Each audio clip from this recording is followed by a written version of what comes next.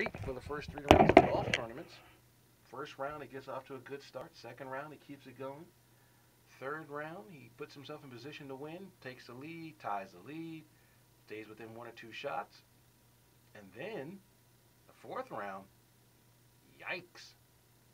This past Sunday, he got taken to the woodshed by Phil Mickelson. Mickelson shot a 64 and could have easily even gotten even lower. I mean, even when Tiger tried to get a few momentum shots, when he made a shot out of the bunker, hit a long putt early in the round, he couldn't get anything going. Mickelson just matched him shot for shot and absolutely humiliated him.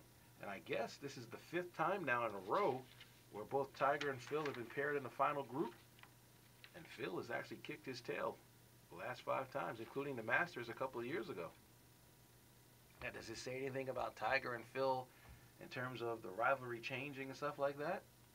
Who knows? I mean, the whole world just wants Tiger just to win one tournament so we can turn that page.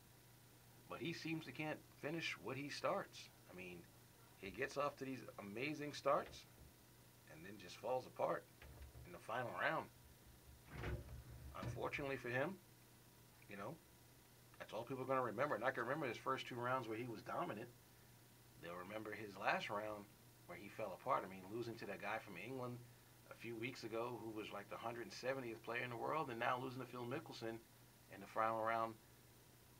Not the same Tiger Woods, and even Butch Harmon apparently is chiming in saying that he doesn't think Tiger Woods is the same player because he thinks Tiger Woods is actually nervous, which is bizarre. He describes Tiger Woods as the greatest clutch golfer, putter, he's ever seen since Jack Nicklaus, and he's not making any putt. I mean, did you see some of the putts he missed on Sunday? I mean, Tiger was saying, well, he put the ball on the wrong side of the green and the wrong side of here and the wrong side of there. Tiger Woods never made excuses back in the day. Never made excuses. He talked about second sucking and, all these other things about not winning. And here he is now. He's playing in these tournaments, and he's playing as if he's just happy to be there. He's not playing with the killer instinct that we all remember him having. And so hopefully now with the match play matches coming up next week when they go head-to-head against each other, who knows, maybe we'll get a rematch and something even more significant than a tournament when they can play head-to-head against each other and we can find out just where his game truly is. But that was pretty frightening. And there's nothing worse when you rush to watch something on TV and you're so excited for it, and when you go to see it, it disappoints you so greatly. And that's exactly what happened with that golf tournament last week for me. I rushed home from church. I was like, all right, cool. Get to watch this, put my feet up, getting ready to Tiger and Phil go head-to-head. American golf is back. And then Tiger puts up that performance. Not good. Another quick bad. You hear this stuff with Ron Artest and the coach of the Lakers, Mr. Brown. When Mike Brown coached the Cleveland Cavaliers, Cleveland scored points. They had one guy who the ball went through all the time. They moved the ball around. They put the ball in the basket. People had to find roles, and basically, you never heard any complaints from the Cleveland players. Now, he got fired. To this date, no one understands why he was fired from Cleveland because he had won 60 games, I think 4 years in a row, so there was no reason to fire him. But they fired him nonetheless. And now here he is coaching the Lakers. A dream job for most anyone who wants to coach in the NBA. And now he's fighting with Ron Artest. And you know what? I kind of agree with Ron Artest on this one. You watch a Laker game, and the Lakers can't score. The Lakers players stand there with the basketball and have no clue what they're doing with the basketball. They're too big. And you should never say that about a basketball team, a team being too big. But the Lakers are too big.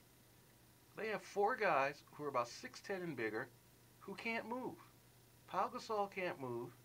Andrew Bynum's coming off knee surgery. Josh McRoberts can't move. And neither can Murphy. And so if you got a 4-player like a Blake Griffin, like a Dirk, like a LaMarcus Aldridge, just to name a couple, who have any type of footwork, you make the Lakers look foolish. And what Ron Artest's point is that the players on the team don't know what their roles are. 1 week they're starting. The next week they're sitting on the bench. 1 week they're substituting for this guy. The next week they're substituting for that guy. And he said when Phil Jackson was here, there was some kind of chemistry. The players knew what was going on. The players knew what their roles were. And he's having the worst year of his career. He's shooting 17% from three-point range.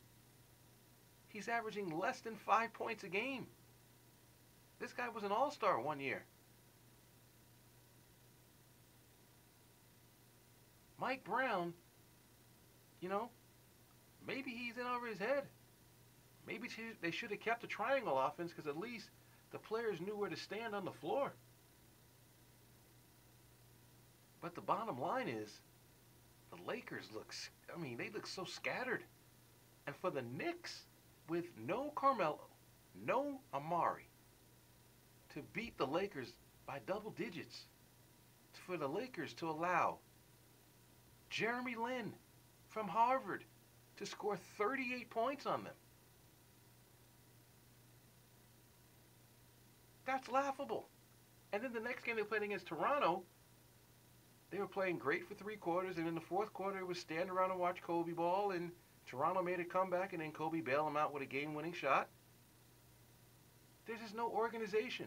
And you can't keep saying, well, it's a new coach, it's a new team, it's a new this and new that. I don't buy that anymore. Jim Harbaugh from the 49ers showed me that, look, if you're a coach, you're new to a team, you immediately get your team's control by your efforts, by your practices, by, the way you talk to your players. And you make no excuse and you get your butt on the field and you play. And the 49ers went 13-3, made it to the championship game, losing to my Giants. I don't want to hear in the NBA, well, we don't have enough time to get together, learn plays, know this, learn that. The Lakers are averaging 92 points a game. The Lakers haven't averaged that fewer points in a game in 20-something years. And maybe more than that because during Magic's time with the Lakers, they didn't average that fewer points in games. You supposedly have the best player on the planet on your team in Kobe Bryant. And this team doesn't run. This team gets in the half court and they don't know what to do. Gasol doesn't know if he should be at the top. Bynum doesn't know if he should be at the top. Gasol doesn't know if he should be at the bottom. They don't know where to stand. They're the biggest, baddest team in the West. And in the East, too. Nobody should be able to match up with the Lakers, period. And yet, this team struggles to score points. How is that possible? If the tallest guys on the floor have the ball above their heads, you can't get to it.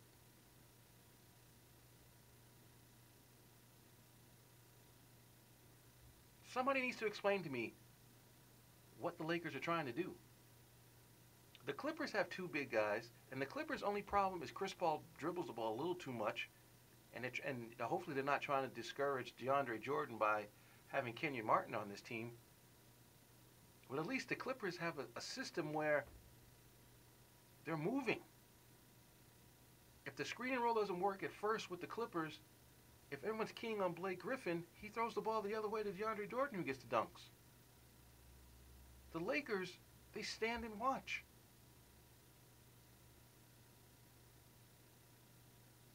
Somebody needs to figure it out. But this team's going to get knocked out in the first round of the playoffs, probably by the Clippers. Not a Clipper town yet, but real soon. And we'll be back on 89.7 KLES FM with some bizarre stories in the world of sports after this. So I'm sitting and clicking, bang, gorgeous, hot, sexy models like you've never seen. Yeah?